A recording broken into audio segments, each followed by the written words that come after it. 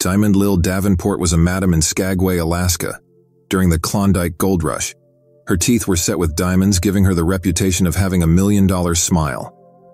Operating one of the most extravagant brothels in the booming town, she was reportedly close to 6 feet tall, possessed considerable beauty, and always showcased an intricate collection of diamonds, one of which was embedded in her teeth. Born Evelyn Hildegard in Austria-Hungary on September 12, 1881, Diamond Lil hailed from a prominent Jewish family.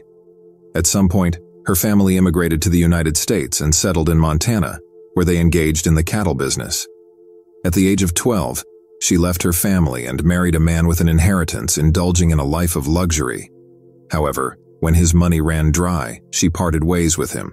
Embarking on a journey across the country, she showcased her singing talents in saloons, captivating audiences with her powerful voice. While touring with Alexander Pantage's vaudeville circuit, she arrived in Skagway, Alaska, amidst the Klondike Gold Rush. It was there that she adopted the stage name Diamond Tooth Lil. After the vaudeville troupe moved on, she decided to stay in Skagway, establishing a high-end establishment known as a luxury house.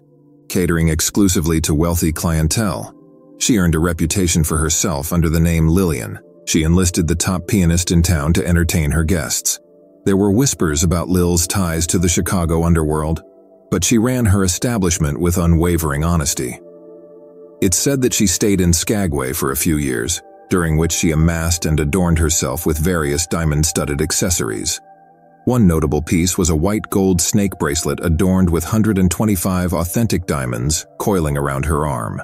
Ella Lang Martinson, traveling north on the SS Rosalie in June 1898 to reunite with her husband, provided a description of her. Undoubtedly, nature had endowed her with exquisite beauty, giving the impression of genuine refinement at first sight. However, Diamond Lil was a true courtesan, catering exclusively to affluent clients who could generously afford her services. Despite this, she was deeply entrenched in what's often referred to as the world's oldest profession.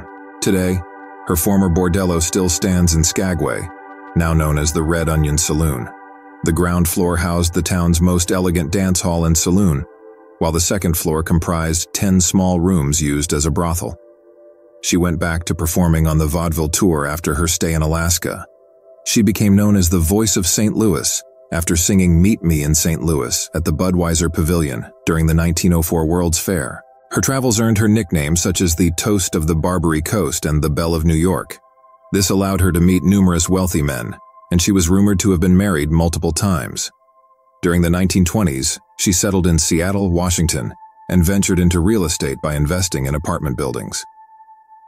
A week before she received her $150,000 inheritance from her mother in Los Angeles, she had a brief marriage to George Miller, from whom she divorced in 1923.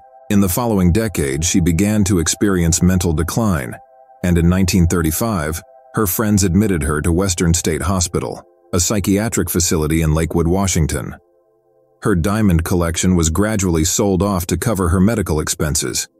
However, her lawyer faced challenges in selling the diamonds, as some women were reluctant to wear jewelry associated with someone like Lil.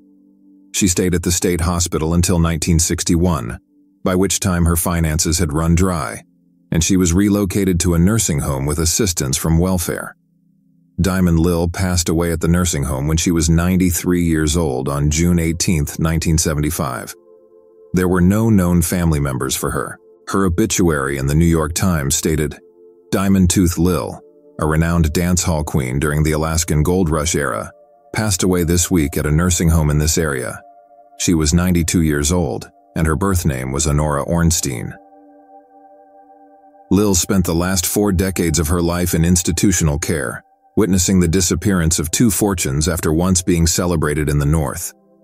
She earned her initial substantial income on the Pantage's vaudeville circuit in Alaska, where she gained her nickname due to the diamond fillings in her teeth. She also amassed a collection of diamonds. Committed to the Western State Hospital in 1935, she witnessed her wealth and jewelry gradually relinquished to the state over the years to cover her expenses.